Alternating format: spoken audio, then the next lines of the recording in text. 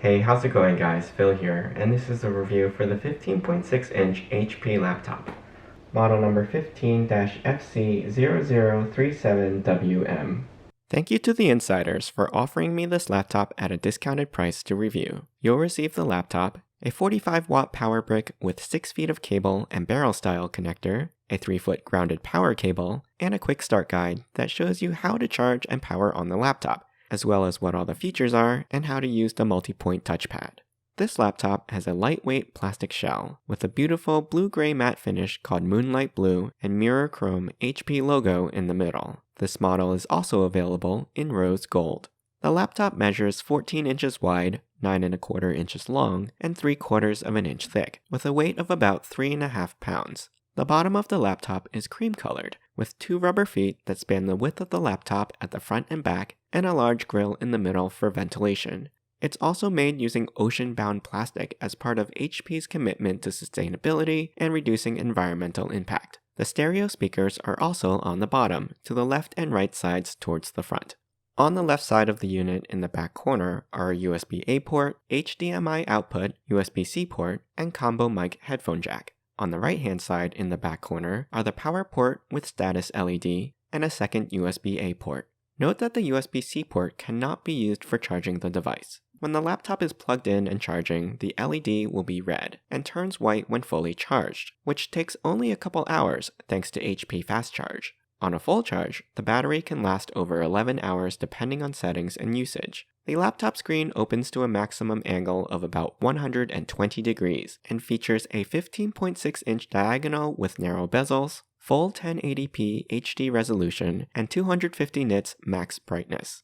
Note that it is not a touchscreen display. Just above the center of the screen is an integrated 2.1 megapixel webcam with dual array microphones, and it has a built-in privacy cover that you can slide over the lens when not in use. The screen is coated with an anti-glare matte finish, cutting down on reflections and increasing visibility in bright conditions, for example when using outdoors or near windows. But I find that it does reduce contrast somewhat with its slightly hazy appearance. The panel also only has a 6-bit color depth, so the colors can look a bit washed out in general and may not be accurate enough for digital artists and content creators.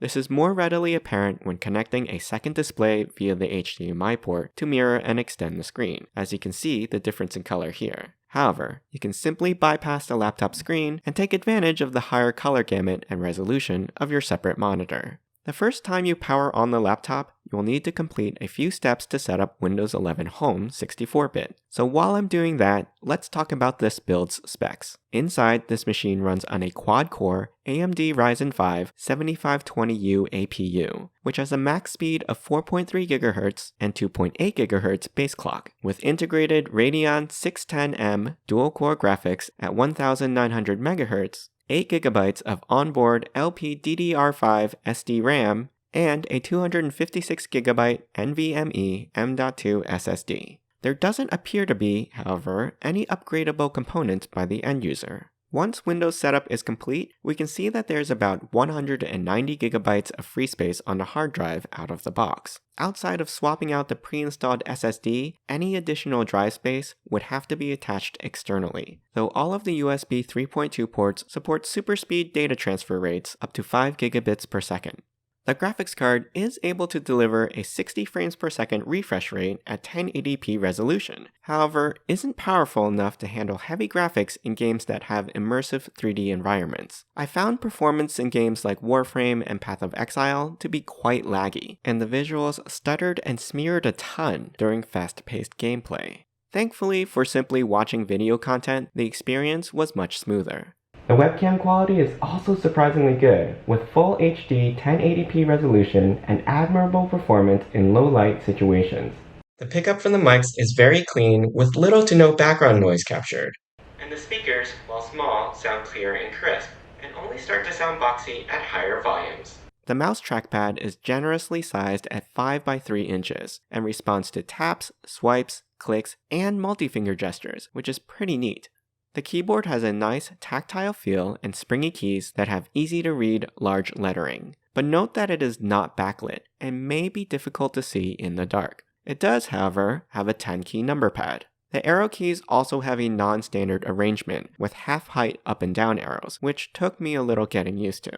The top row of the keyboard features dual-purpose function and quick launch keys for emojis, volume and brightness, and media control. You'll also find the power button just above the backspace key, and I appreciate that it, the caps lock key, and mute keys all have integrated status LEDs, so you'll know when they're activated, though curiously, the numlock key does not. In terms of connectivity, this device has Wi-Fi 6 and Bluetooth 5.3 for fast connections to home networks and wireless accessories, delivering lag-free video and audio syncing with compatible Bluetooth headphones. Keep in mind, there isn't an Ethernet port, so it won't be able to support wired network connections. Overall, this laptop is solidly mid-tier and more than adequate for work, school, and casual use. It's got nice aesthetics, is quick to boot up, and has a long battery life. Its size and weight are great for portability, giving you enough screen real estate to enjoy consuming media and content while handling video streaming and internet browsing very smoothly. It's not a top-of-the-line gaming system, so don't expect it to perform well with AAA title games. But for casual gaming and those that don't rely on heavy graphics rendering, they will run on it just fine. I also feel that the native panel isn't the best for content creation or visual arts, as the colors won't be accurate or vibrant enough, though you can work around this by hooking up a separate monitor. I hope you enjoyed this review. You can ask me any questions in the comments. I'll put a link to the product in the description below. Don't forget to subscribe to my channel and join me next time.